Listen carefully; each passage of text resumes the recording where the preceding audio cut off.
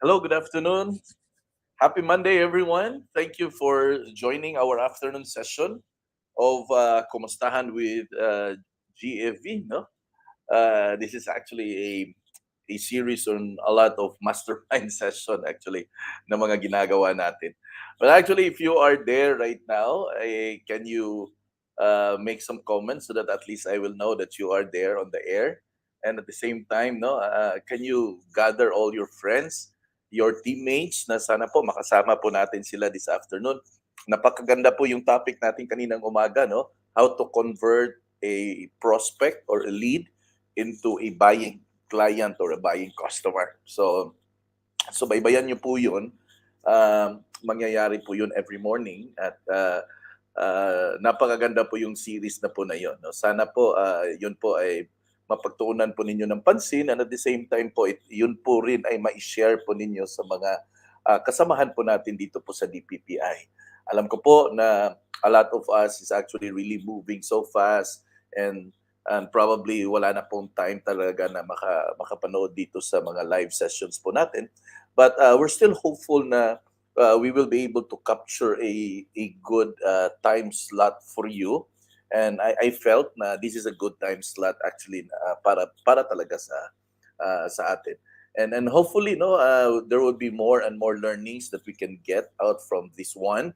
And hopefully we're hoping na through this program, dahil po sa programa na to, marami po tayong matutulungan ng mga startup po na mga partners po natin dito po sa DPPI. So magandang hapon po. Ako po doon sa mga hindi po nakakakilala sa akin, ako po si Coach Joffrin. Ayan, nakikita niyo po dyan sa screen po ninyo. At patuloy po tayong nagbibigay po ng mga learnings dito po online.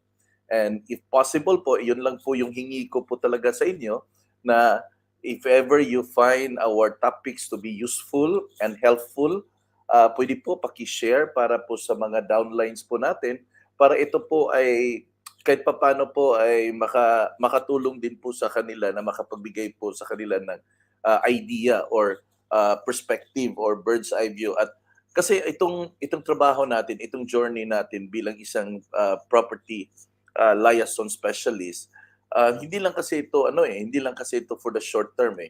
We wanted to build a strong foundation. We wanted na ang bawat isa sa atin dito ay may entrepreneurial na mindset talaga kasi ang the way para mag-survive at para mag-sustain po tayo sa negosyo na to, if our mind is ready to face like an entrepreneur, no? Marami po tayong pagdadaanan dito bilang isang real estate agent. Marami pong mga rejections na sangkatutak po na haharapin po ng bawat isa sa atin. And those are not actually isang beses lang mangyayari sa atin. Kahit yung mga matagal na po sa negosyo ay minsan nakakaranas na rin po ng mga discouragement sa mga activity nila. And I for one is not exempted to those kind of experiences. And sabi ko pa nga no matter how busy you are, please find time to recharge yourself on a day-to-day basis para pagising nyo po kinaumagahan ay may panibago po kayong lakas. You have a fresh na mind in order to face the realities of the business. And sometimes, sa sobra pong daming negative po na maririnig nyo po mula po sa kasama natin, mula po sa pamilya natin, and worst part of all is that ihaharapin din po natin yung mga negativity mula po sa mga kliyente na kinakausap po natin. Minsan, naaaburido tayo. Minsan, yung patience natin natitest talaga. Minsan, ilang beses din po tayo maindihan kung may mga transactions or may mga appointment. And I know exactly how you feel because at a certain point in life, I felt the same way. No, I felt the same way. That's why naiintindihan ko talaga. Ang hirap din po minsan pag wala po tayong pinaghuhugutan ng lakas. Kaya I always say to our partners here na dapat alamin mo kung ano yung reason kung bakit mo ginagawa ang negosyo na to. Ano ba yung pinaka-ultimate? Ano ba yung pinaka-agenda? Di ba? Ano ba yung para sa iyo ito ito yung pinaghuhugutan ko ng lakas. You've got to find that. No, you really got to find that, because not until the time that you are going to identify your deepest why in your life, you will really never be able to really ascertain kung ano nga ba talaga. No, kung bakit mo nga ba ito ginagawa. Kasi alam mo, pwede kang mabisi eh. Pwede kang mabisi, pwede kang mag-quit eventually pag hindi mo nakita na meron ka talagang chances dito. You can actually quit at any given time. But the point here is not about the quitting. No, hindi po 'yun ang agenda natin. It's not about the quitting, but it's how are we going to survive through the ordeals of, you know, sobrang daming mga negativity. Kasi ako po naniniwala ako, it will always begins here eh. It will always begin what is fed in the mind. Kung ano po yung nilalagay natin sa isipan natin, ultimately yun din po yung lalabas. So, kung titingnan niyo po guys, no, most of the failure natin dito sa negosyo natin is not because the industry is bad, not because there was no demand or even a need. Actually, the reason why a lot of people quit in the business, it is primarily because hindi po nila nakayanan yung emotional aspect of the business. Yung ma-reject, yung ma-Indian, yung mga types na ganun, yun ang hindi ka kinakaya ng mga tao.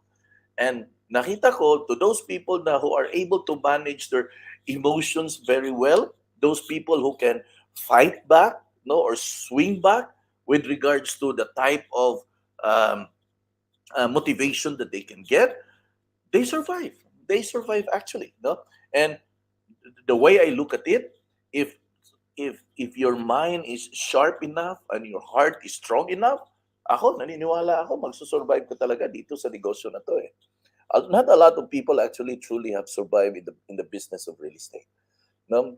Una, pag nakabenta ka, ang commission hindi rin ganoon ka hindi I mean, it's not instant, no?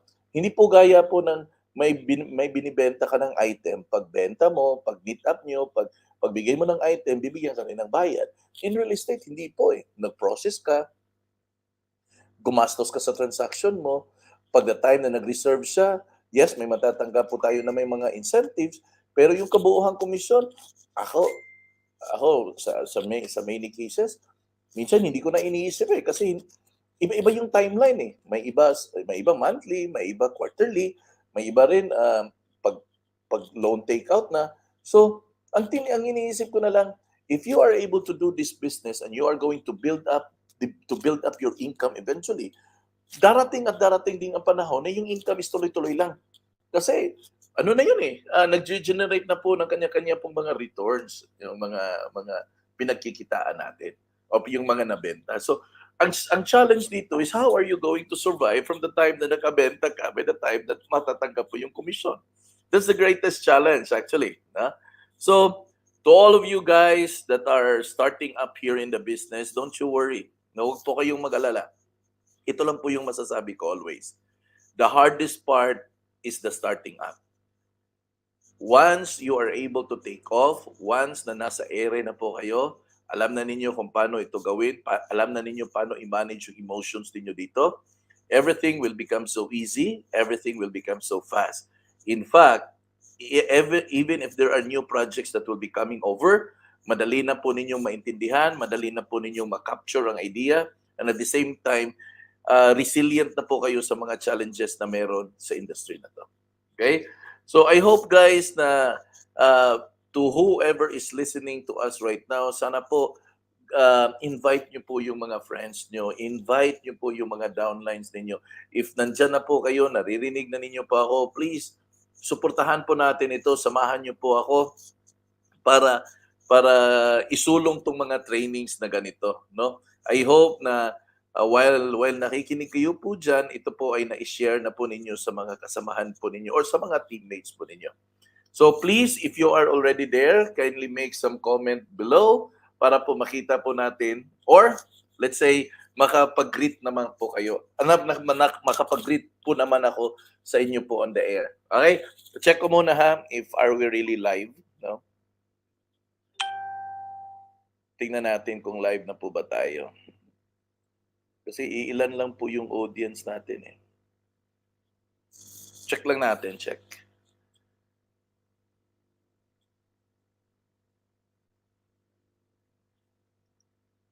Okay.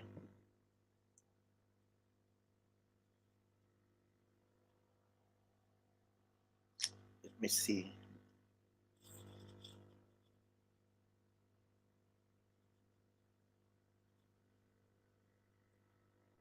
Okay, I'm here. Nakita ko. Okay. So, check natin sa isa if we are also available in the PPI FB page. Tingnan natin. By the way guys, if you are nasa page po kayo, if nakasubaybay po kayo sa page, just go to the videos at makikita niyo po ang sobrang daming videos na po na nagawa po natin and it's all there. And you can actually share it with your friends, with your downlines so that they can listen to the trainings every now and then. Okay?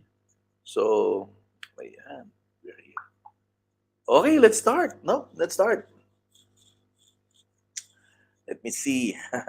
Ano ba yung topic natin ngayon? Our topic for today is actually how to be an entrepreneur. No? Paano ba maging isang entrepreneur? Paano ba magiging isang negosyante? Maraming tao gustong maging negosyante pero marami din po sa atin na hindi po talaga nakayanan ang buhay negosyante. Una sa lahat because it's really, really, really, really painful. Number two, ang iba sa atin is walang ka-idea on paano gawin o paano umpisahan ang negosyo. Ang iba sa atin, yes, iniisip na one day gusto nilang magnegosyo pero natatakot sila because they might fail or probably they don't know anything about the thing na papasukin nila. We all have our shares of, tatawagin na lang natin, our shares of fears. No? But the moment you and I ay na-overcome po natin ang tinatawag natin na fear of any form of failures, once ma-overcome po natin yan, it will become more and more easy po sa atin makipag-deal po on a day-to-day basis with regards to the business. Okay? Good afternoon to Miss Milona Oberes. Thank you for joining, ma'am. I'm so happy and glad that you're able to come to the training today. To Miss Juliet Ibanez, good afternoon din po sa iyo, Miss Juliet. Maraming salamat po na nakarating po kayo sa training natin today. Ni Mensch Amor Asensi, maraming salamat po, ma'am. Sana po ito po yung nakapabigay po sa atin ng aral. May mga mapupulot po tayo. And if ever po may mga downlines po kayo, paki-share na lang po ang video na to para sila din po mismo ay magkakaroon po ng mga learnings natin kahit wala po sila sa atin today nakakasama. Okay, so how to be an entrepreneur? There's gonna be 3 stages of building a business, and this is what we're the first part of our talk. No, we're going to talk about the 3 stages of building a business. We're going to talk about the setup stage or the birth plan, yung pag-uumpisa talaga sa negosyo, yung pagplano. Minsan nagagawa na lang po natin ito para bang for the sake of doing it, but minsan hindi na natin talaga pinapahalagahan what is really the value of planning. Okay? The next one is startup stage. Ito na po yung paggawa ng business plan. Kasama na po dito yung mga approaches na pwede nating gawin. At ito po yung exciting na part because you're going to put in your analysis and interpretation of what's going on also. Then the last one, this is the setup stage for boosting plan. Kung paano mo palalakasin ang negosyo na inumpisahan mo. Kasi, sorry wala namang tao na nagbabalak magnegosyo na gusto lang po niya na ito lang po talaga ako hanggang ganito lang. Lahat po ng tao na nagnegosyo at one point, desire na i-grow po niya ang business po niya. Tama po ba?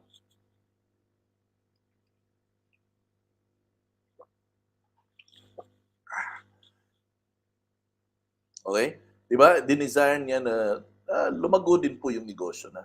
I mean, no one actually wanted to start a business na hindi po siya mag-grow. Lahat po tayo po started a business with an intent na ito po ay ipag-grow natin. Now, let's talk about the preparation. Now, preparation is the key. You don't go into a battlefield na hindi ka sakto sa kargada. Chine-check mo yung baril mo, chine-check mo yung mga balat, enough ba to sa gera, hindi pa ako mauubusan, kung mauubusan man ako, saan ako kukuha. There is really a preparation that you're going to do. The moment you decided to enter into the world of business, marami kang ipiprepare. Una, titingnan mo po yung knowledge na kung meron ka. Titingnan mo yung kakayahan mo na ito po'y patagbuhin at palaguin ang negosyo. Aside from that, marami pong mga physical preparation na kakailanganin. Una is a skill. Kailangan mong aralin ng mga panibagong skill related to your business na bubuksan. In our case, related to real estate. Opisina, probably staff if you need one. So these are the things that you are really going to think the moment you're going to start or prepare for business. No? Hindi kasi ito mangyari overnight na basta lang babagsak lahat and everything is in place. There has to be a preparation that we're going to take. And beside, we are also going to prepare ourselves mentally. Importante po yun. That mentally we are prepared, mentally we are ready, emotionally handa po tayong masaktan. Kasi masasaktan ka talaga dito sa negosyo eh. Dapat handa ka doon. Now, no matter what happened, if decided po yung mind mo that you're going to do everything, whatever it takes in order for the business to run. A lot of people doesn't make that strong commitment to business. That's why they don't care and they don't even bother preparing. But for those people now who has planned for the future, you who has planned that this business would be ultimately their one big business, then there has to be a plan that you're going to do. Kasi hindi po pwedeng wala eh. Hindi talaga po pwedeng wala or else wala ka talagang patutunguhan. Okay? So kailangan talaga. Now, these are the preparation that I've shared to you, no? Physical, mental, emotional, and spiritual. Alam mo, para sa akin, guys, wala pong problema sa physical because if you just gonna do that, eventually, gaya po ng exercise, no? Gaya po ng exercise, if you just keep doing the stretching of the muscle, the way that the gym instructor have taught you, one day, sooner than later, you are going to develop your muscle, no? With your spiritual aspect, if you're just simply tune in yourself to the Word of God, I personally believe that one day it will really coach you, it would really guide you. Emotionally, no? Kadalasan, pagdating po sa emotion, kailangan mo talaga ng support group, no? Kailangan mo ng support group that will give you the assurance na kaya mo yan. Kasi kung wala kang emotional na makukuha mo, that's the reason why, no? The first time na nag-join po ako sa negosyo dito sa real estate, alam mo kapatid, kahit kaibigan ko, kahit kamag-anak ko, ay hindi po nag-join sa akin sa negosyo. Now, to be honest, ako na-frustrate ako. Nagtampo talaga ako doon sa family ko. Na akalain mo, unang-una, sa unang araw na magse-seminar ako, in-invite ko po sila, pero walang isa na dumalo mula po sa kanila. Yung dumalo po, isang tao na stranger na hindi ko po kilala, yun ang nag-respond. So, there are ways na masasaktan ka talaga dito emotionally. And the moment masasaktan ka emotionally, ang unang matatamaan niya is yung mental health po natin. Bigla na rin papasok dyan sa isipan mo na hindi mo kaya, bibiglang papasok sa iyong isipan na hindi ka makakabenta, and a lot of things will come up into your mind and eventually it will convince you that you cannot do it. Wala pong problema sa physical kasi, let's say for example, physical, if you wanted to post and advertise, mechanical naman na yan. May picture ka, may post. Ganun lang po yun. But the hardest part here is the emotional and the mental. No? So in short, these are all happening. No? These are all happening within us. All of these four is what we are seeking so that we can be prepared. So, kailangan prepared tayo physically, prepared tayo emotionally, prepared tayo spiritually, and of course, prepared din po tayo emotionally or mentally. Kasi, sabi ko pa nga with the advent of negativism in the whole world, ay nako, hindi po imposible na magiging negatibo po yung mga pag-iisip po natin. So you can prepare for any challenge if you daily nurture your mental, emotional, physical, and spiritual well-being. So ayan, no, daily pala, no? Yung command is daily. Nurture your mental, So think positively. You start and begins with prayer. You read your word, you read the Bible, the Word of God that will inspire you. Because ito talaga, itong utak na to, aalagaan natin to na hindi po siya na kakalawangin. Okay? Saglit guys ha, I'll just get a glass of water.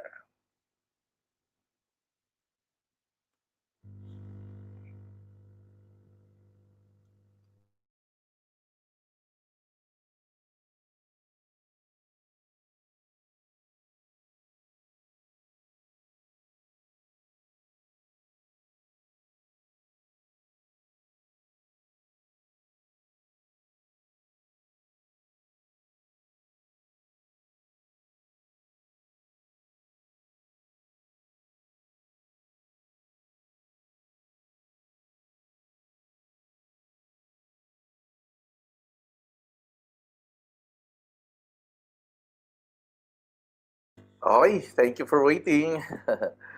Okay, thank you for waiting. Okay, tuloy po tayo. So you can prepare for any challenges if you daily nurture your mental, emotional, physical, and spiritual well-being. Now listen here carefully. This is the reason why we have a daily dose of live training seminars and motivation. Itong live natin in the morning and live in the afternoon, if na-notice nyo, may halong skill, physical, uh, uh, mental, and there's also emotional, and there's also the spiritual aspect. In fact, ngayong Wednesday po na gabi, we will be starting our spiritual well-being. Meron tayong programa po dyan. Everything is we're going to address it very carefully. It's because we felt that it's really needed. We felt that it's really needed. So we've got to do it. No, we've got to do it. We've got to put the balance of everything: mental, emotional, physical, and spiritual well-being. Now, the reason why it is important because sobra pong matindi ang labanan dito sa real estate. As in, sobra. Masasaktan at masasaktan ka talaga dito at minsan mahirap talagang mag-move on pag masasaktan ka dito.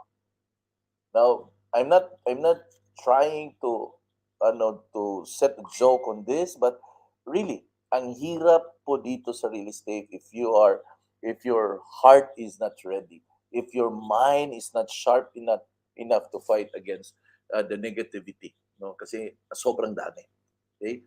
Now let's talk about stage one, no? The setup stage. Okay, how are you going to set up a business? Let's talk about the setup stage or the birth plan. Okay, now everything begins with a plan. Everything begins with a talk. Probably may gusto kang negosyo na gagawin. Siyempre, may nakipag-usap ka, may siniran ka na idea, may nag-throw in ng idea, then eventually you put everything into pieces, then hey, bulaga, the business is there. How I wish it's gonna be that easy. It's simpler than we talk, but it's gonna be very difficult the moment you're really going to build it up. It's really difficult. Why I said so? Because it took me and Juliet 11 years to be able to let the PPI stand to where it is right now. 11 years. And can you just imagine? In those 11 years, there were a lot of downs, probably few ups, and there were roller coaster rides like that, no, roller coaster. Ang dami pong dinaanan po namin bilang negosyante, bilang magpartner, ang dami po. And those are real. Totoo lahat, no? Totoo lahat. And to mind you, minsan ang dami po nating gustong gawing negosyo pero hindi siya magawa-gawa because at that time, you're just planning, no? The problem with plan is not actually in the planning, but the problem with plan is that we never include how are we going to execute. Yun po yung problema eh. Nagplano tayo pero hindi na po natin sinali kung paano natin ma-execute yung plano na meron tayo. So what is important is we are going to execute whatever things that we have planned for.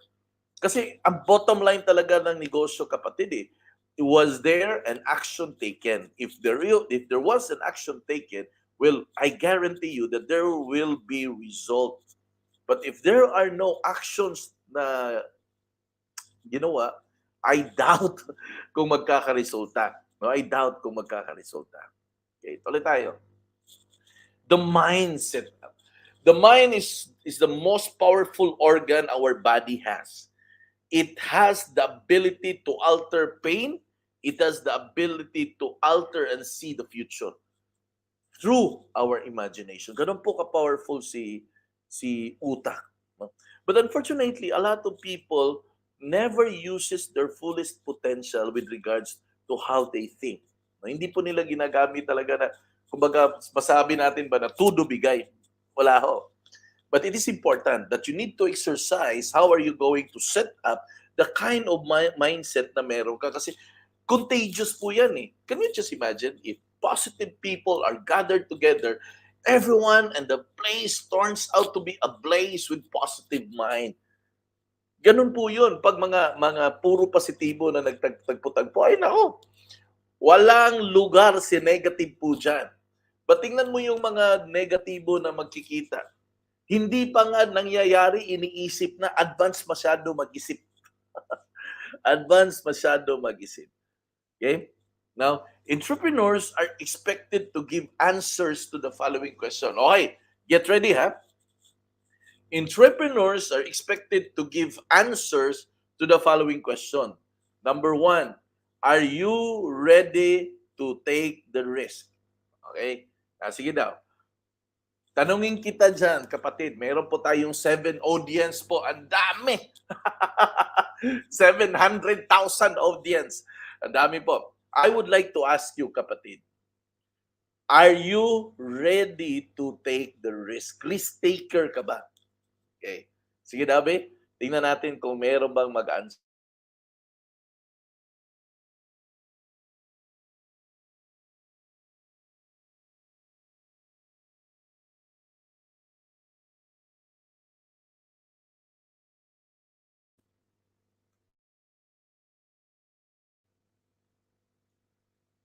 Kasi gusto kong mag-answer kayo eh.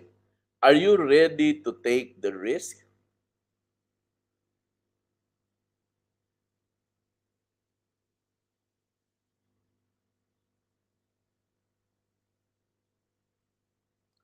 Come on, guys. Answer naman kayo. Si Jeneline Disali, sabi niya, I am a risk taker. How about the rest? Are you a risk taker? Willing ba kayong mag-take ng risk?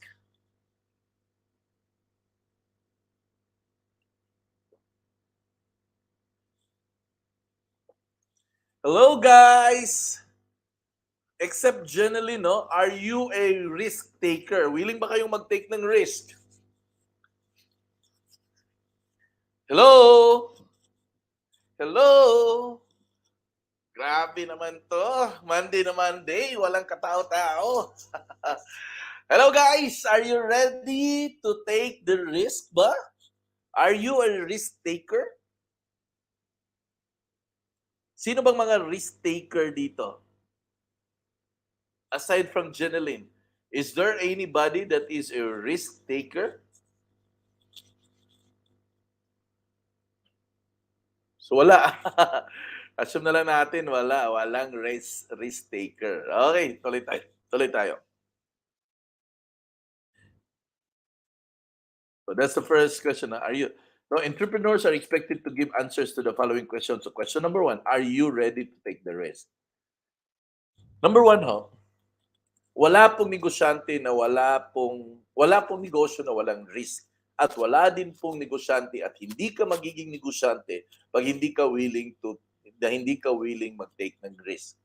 Now, hindi naman po siya ibig sabihin na magpakatanga po tayo. Ang ibig po sabihin dito, you have the drive to face whatever challenges that there might possibly be the moment na ito po'y gagawin mo na ang negosyo. Because there will always be. No, meron talaga. But the question here is, would you be willing to take the risk and face that whatever challenge na meron? Now, number two, what problem do you want to solve? Meron ka bang gustong, sabi pa nga nila, all of the businesses was born out of problem solving. May problema, tapos binigyan ng solusyon.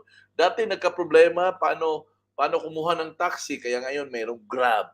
Dati namumblema kung paano mag-book pag nagbiyahe sa hotel kasi sobra po pang mahal, kaya nangyari ang Airbnb. There were problems na pinag-uusapan, there were problems na very evident, at tapos dahil ikaw ang negosyante, ikaw ngayon ang nakakome up ng possible solution para ma-solve po ang problema na kinakaharap. In business, that is exactly the same positioning.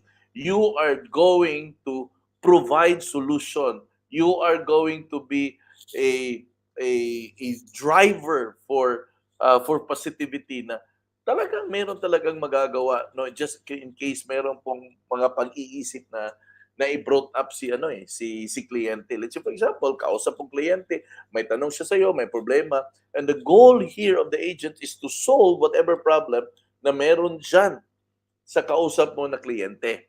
Di ba? That's all what there is eh. Okay? Number 3, are you ready to care and love people? Because napakakulit po nila. Napakakulit po na magiging kliyente natin dito. And if you are not passionate in helping people, then definitely you are going to quit right at the middle of the journey. Di ba? Minsan, pag na-insulto tayo ni buyer, ay nako, ayaw ko na sa kanya, iwan ko na, lipat na lang ako ng bagong customer. And what if the next customer is just like that? So the message is very clear. You've got to learn how to manage people like this. And how are you going to do that? Observe them. Find something that you can probably get into the conversation. Kasi masungit lang yan sila kasi sila mismo takot din po yan. Di ba? So be ready to take care and love people. Minsan may mga tao na hirap mahalin pero nevertheless, sige, mahalin ko na lang. But true. Really, it's true. There are people that is really hard to please, hard to, even say sorry. Okay? Saglit ha.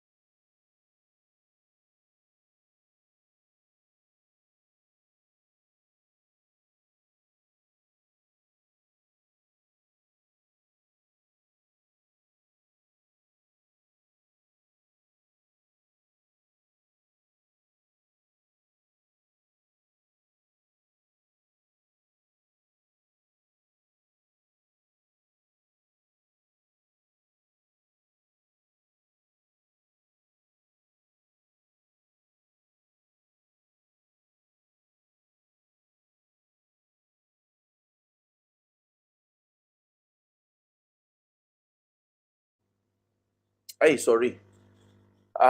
Na-mute ko pala. I'm sorry.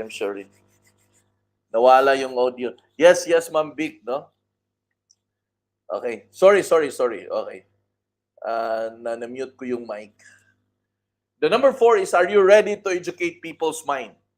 Now, when it comes to business, yes, there was a problem that you wanted to put in the solution, but at the same time, there is a transfer of an idea from your end to the next person na kausap mo.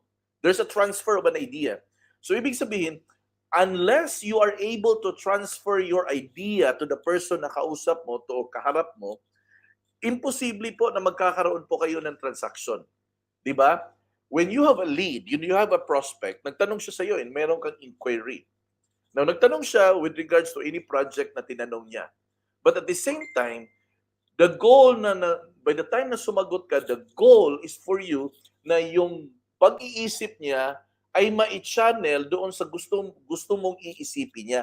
Na itong project na to, ang magandang project na bibili niya. So there would be a transfer of idea coming from your mind to the idea or to the mind of your buyer. Well, napakahirap yon. But the question here, will you be ready na mag-educate ng people's mind. Because if you are not ready to educate people's mind, well, hindi ka pwedeng maging isang negosyante. Now, tingnan mo number 3, oh. Are you ready to care and love people? And sometimes, dito po sa negosyo, there are people that probably you will not like. But at the same time, these are legitimate inquiries, these are legitimate prospect. Minsan hindi mo gusto ang asal, minsan hindi mo gusto ang approach, but somehow you've got to love them. Di ba? You're left with no choice. Somehow you've got to love them. In fact, when there are problems that will probably arise, you are there to solve. May mga tanong yan, may mga concerns yan. Minsan, yung mga concern is totally absurd, parang heaven and earth. Now, it does really happen. So, if hindi mo kaya ng mga ganitong type of emotion, hindi ka pwedeng maging isang negosyante. Okay? Number 5, do you want to magnify people? Gusto mo bang ang mga tao ang palakihin mo? Do you want to magnify them? Okay guys, I remember this. In our business, let's say for example, I take the pattern of DPPI. In our business, we have downlines. Am I right? Now we have downlines, and these downlines, we should be helping them that one day they will be able to grow in the business. In the process, you've got to magnify them. Palakihin niyo po sila. You've got to magnify them so that it will boost their confidence, and somehow they will be able to learn to do the business. Now, if you are not willing to magnify people, kasi ang iniisip mo, baka one day matalo ako nito, baka ito one day mas matindi pa to sa akin. And if that would be the kind of mentality na meron ka, well, I'm sorry kapatid, magka-problema talaga tayo dyan. Bakit?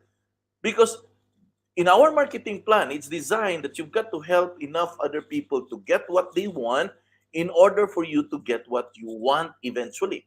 So, kung hindi mo tutulungan yung mga upline, kung hindi yung tutulungan yung mga downline mo para matuto sila, then it's gonna be totally impossible for you to be able to build a one strong business. Negosyo po si DPPI, hindi po to charity sweepstakes. Negosyo po to. So your goal, your objective is that you need to be able to help enough other people to learn the business, to know the business, and somehow learn how to do the business. The good thing right now is that there are a lot of trainings that are available, both coming from us here in DPPI and also coming from the side of the developers. The only thing that you're going to do is to make yourself available and to channel your downlines so that they can join and attend in any of these trainings and seminars na available. Okay? I mean, right now, it's right at the tip of your finger wherein you are able to attend seminars such as this. In fact, at your own given time, you can even review this type of learning. It's available in Facebook. It's available in our YouTube channel. So there is always an access for information with regards to our business. And that's exactly what we want to tell you, that because of our technology right now, it's going to be faster for each and every one of us to be able to learn how to do this business. But again, you've got to be willing to make people larger than yourself. You've got to magnify them, because when you magnify them, you are giving them the trust and the confidence that they themselves can do the business. You empower them. Okay? When we say magnify people, we empower them. Okay? Bigyan natin sila ng kakayahan in short. Number 5, do you want to equip people's skills? Ready ka bang magturo para sa kanila para ma-improve yung mga skills nila? Hindi ka ba tatama rin? Kasi kung hindi ka passionate na magturo sa mga downlines mo, well, I'm sorry talaga kapatid. You are not gonna make it, because the structure we have is really designed that you need to help enough other people get what they want for you to get what they want. That is a golden rule and golden principle dito po sa DPPI. No? Kaya kapatid, sabi ko pa nga if there will be more and more people na matutulungan mo. One thing for sure, our place would gonna be a better place to live. But sabi ko pa nga, if itong nga type of mentality ay ma-develop sa bawat isa na DPPI members, ay nako, panalo na po tayo DPPI. Panalo na. Okay?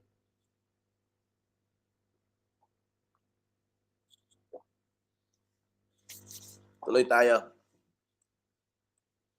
Number 6, do you want to elevate people's lifestyle? Gusto ba ninyong umasenso sila dito? Alam nyo, kung ang heart po natin ay medyo envious heart, na um, para bang nasasaktan ka sa other people's achievement, para bang nasasaktan ka kung ang mga tao ay nagsasucceed sa mga careers nila, well, you're not fit for the business. Because here in the PPI, we've got to learn to cheer somebody else's success. And we are here to party, to celebrate for other people. And we got to be happy for the achievement of other people. Iwasan na po yung crab mentality. Hindi naman po kayo mga crab eh. Di ba? Tanggalin na natin yung pagka-crab mentality because in the first place, we are not crabs. Di ba? So kung gusto mong ditong tulungan yung mga downline mo, lubos-lubusin mo na. I-goal mo na that eventually they will have a better life dito sa negosyo. Alam mo, if there would be people that will see na meron talagang nangyari na magandang buhay dito sa inyo, dito sa negosyo natin sa DPPI, a lot of people will be coming over wanting to become part of the business. And when that happens, I am pretty sure your organization is big enough, is huge enough, so that it will give you a much more long-term sustainable income. Okay? So, let's go to the next. No? Startup stage or the business plan. Ito na po yung paggawa ng business plan. Now, marami po sa atin na talagang matatalino po sa larangan po ng matematika. Mathematics. No? Now, I don't have any questions of that. In fact, I make a strong commendation if you are really good at it. If ano ka talaga, I would describe A, no, class A ka talaga, na matalino ka talagang gumawa ng business plan. But it's not about that. No? When we make a business plan, when we make our marketing plan, just to give you an idea, when we make our marketing plan, we have one thing in mind. Number one, the marketing plan has to be fair. That everyone in the organization should really be working very hard before that person really goes and climb the ladder of success here in the PPI. Now, the reason why we do that is because we want to define how are you going to respond to the opportunity kung meron po kayong mga pamilya. Kasi dyan po yung struggle ko in the first place. Dyan po yung pinaka-struggle ko talaga. Next. Setup stage or boosting plan. Okay. The moment you have all the resources na kailangan mo, the moment you have all the idea, the moment na nandyan na po yung mga tao na kailangan mo para sa negosyo na to, and every time you start building, and every time you are inviting people to join with you in our business, ayan, nagjo-join sila, nagsa-sign up sila, at ngayon palaki na po yung business organization natin. But somehow, there were times that I was really tempted to close all other stations that we have, but until I finally said, no, laban tayo. Pandemic lang to. We will be resilient when we come back. Na parang ganun yung nasa isipan ko when I was making with this presentation. So pag-usapan natin the boosting plan or the setup stage. Okay. Now, what we're going to do here is we're going to level up. Okay? The objective and the purpose of setup stage or boosting plan is we are going to level up.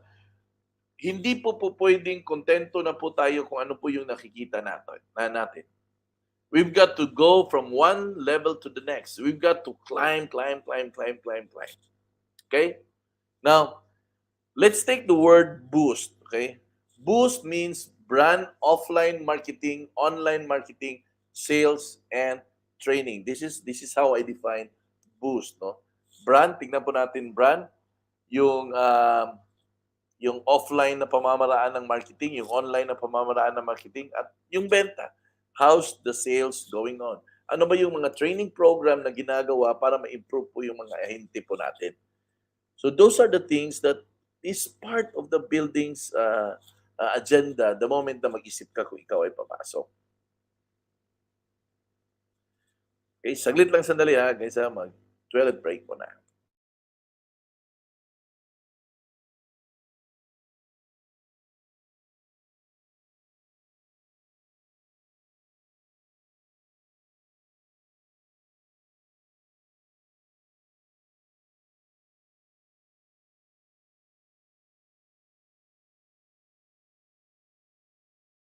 Okay, I'm back. Let's start. Brand. Brand is very important. And who is the brand here? You are the brand. Okay? Now, when we promote ourselves as a brand, no? Ikaw, bawat isa sa atin, we are a brand in itself. We've got to be branded na yan po yung reason kung bakit po talaga pinupush natin na dapat yung mga Facebook ninyo ay carries the official DPPI profile pictures. Because that is part of the branding. Now, dalawang kasi po ang marketing. Meron po tayong offline marketing at meron po tayong online marketing. May mga tao talaga na inclined for the offline marketing, but I always encourage them, gone are the days that we do business offline because wala ka na pong makikita ngayon na nag-i-exhibit talaga. Although there are few right now that are starting to go back with the exhibit, but still the pandemic had brought us so many lessons that we can actually do it via online. And that's the reason why even if medyo maluwag na po yun si COVID, nasa online pa rin po tayo. Bakit to? Because it's convenient. Time is essential kaysa maubos lang sa kakababiyahe, ma-stack up ka pa sa traffic. Ngayon, pwede naman tayong mag-training, pwede naman tayong mag-usap, nandyan ka, nandito ako sa Vietnam. Was that impossible? No. Was that impossible before? Yes. But with the current technology we have, no. We can be connected even where I am in the world. No? Pwede po tayong konektado. No? Then, sales, and of course, training, that's boost. Okay? Now, how would you like to be remembered by your customer? Paano ka ba gustong maalala? Yung ahente ko, nako, mainitin ng ulo. Yung ahente ko, pinagalitan na ako. Yung ahente ko, hindi ko makontak. Is that the kind of personality that you wanted to be branded with? Yan ba yung gustong personalidad nyo na ma-brand kayo? Or you are going to be the best brand ever in a company and in a name? Diba? Importante po yun. Because once you are branded on the kind of personality that you have, people attract people on the basis of the personality na meron ka. So kung nakikita ka ni kliyente na ikaw ay masipag, ikaw ay nagsiservisyo, then definitely the client will go for you because that's what he sees in you. Kasi yun po yung nakikita niya. So what you do and say and how people feel, that's your brand. Your brand is your identity. Ulitin ko ha, your brand is your very own identity. Paano ka ba nakilala? Ano bang sabi nila? Ano bang tingin nila sa'yo? Ano bang nararamdaman ng tao pag ikaw ay nagsiservisyo? And if at a certain point ma-feel nila ito sa ibang pagkakataon, sa ibang avenue, and they will always say to themselves, ay nako, tatak Joffrin talaga yan. Ay nako, itong klase na training na to, ay nako, itong klase nga nagmumotorsiklo, ay nako, tatak Joffrin yan. And exactly, all of you, all of us can be actually mentors. Pwede po tayong maging mentors, pwede po tayong magiging coach.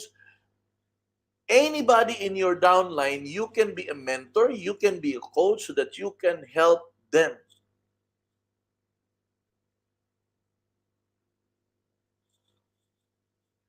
So, it's your identity. No? Yung brand mo is your identity. So you will be differentiated from the rest. The reason why you need to have a brand is because para po maiba ka.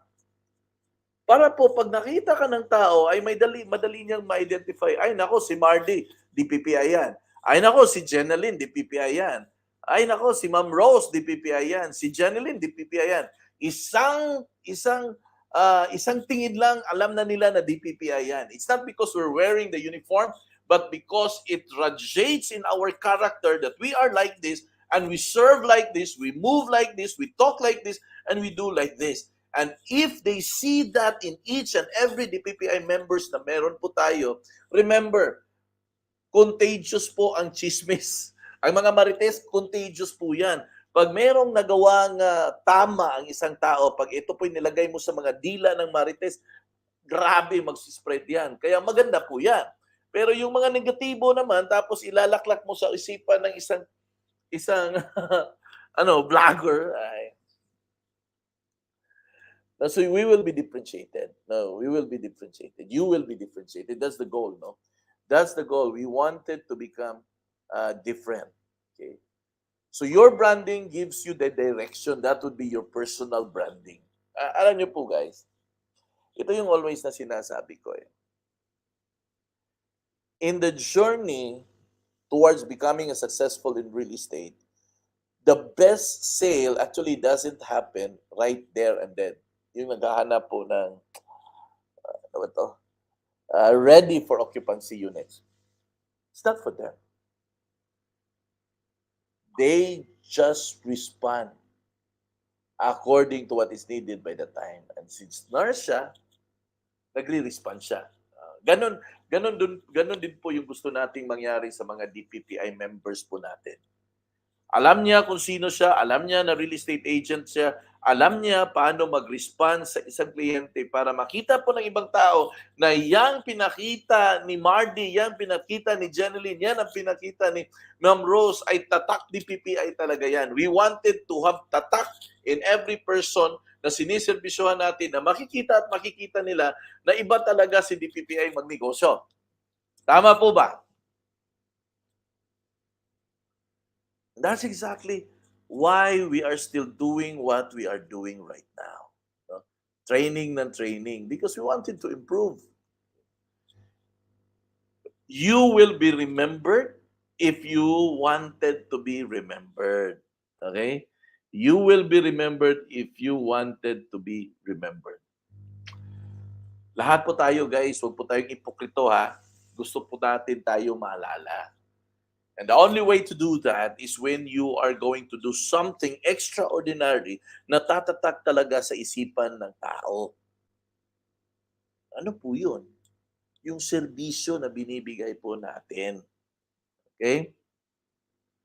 So branding strategy, may 3 C po tayo dyan. Clarity, consistency, and creativity. So number 1, letter C. No, number 1 sa 3C. Number 1 is clarity. Klaro ba ang mga ginagawa mo? Yung mga ginagawa mo, angkop ba dun sa vision na gusto mong mangyari sa buhay mo? In line ba siya sa future plans mo? At above all, consistent ka ba sa mga gagawin mo na strategic planning na mag-brand sa'yo? Consistent ka ba na susundin, gagawin ng mga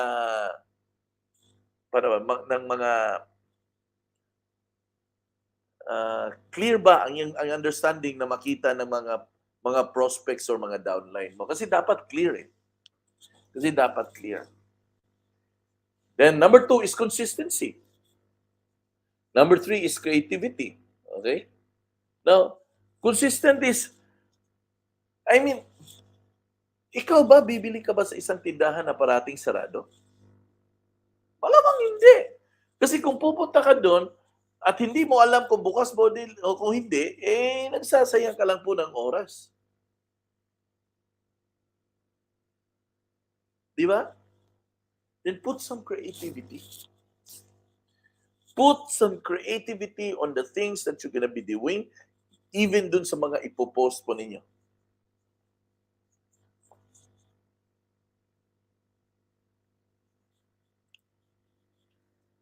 So we've got 10 steps of branding strategy. Okay. Now, ito po, itong 10 steps po ay bukas ko na po ipa-part 2 po 'to. Kasi magpa 5 PM na po diyan, 'no. So, bukas ko po ipa-part 2 'to. So, ito po guys, 'no, we've talked a lot of things already, kasama na po dito ang branding. And definitely, I believe na kaya po natin talaga na i-brand ang sarili natin na Pinoy na masipag, 'no. Kasi yun naman talaga, okay? So guys, thank you for joining with me this afternoon. I really appreciate na nakasama ko po kayo. Although kokonti lang po tayo sa hapon na po na 'to, may 5 lang po tayong audience, but happy na rin po ako. Paki-share po dun sa mga 5 audience na meron tayo, paki-share. I believe na meron silang seminar mamayang gabi, with Miss, Novelin. Sino ba kaya? Miss Novelin ba or Miss Jack? Either tomorrow, either today or tomorrow, no? I haven't get their schedule pa. Okay, so maraming salamat. Thank you very much. God bless you all. Bye.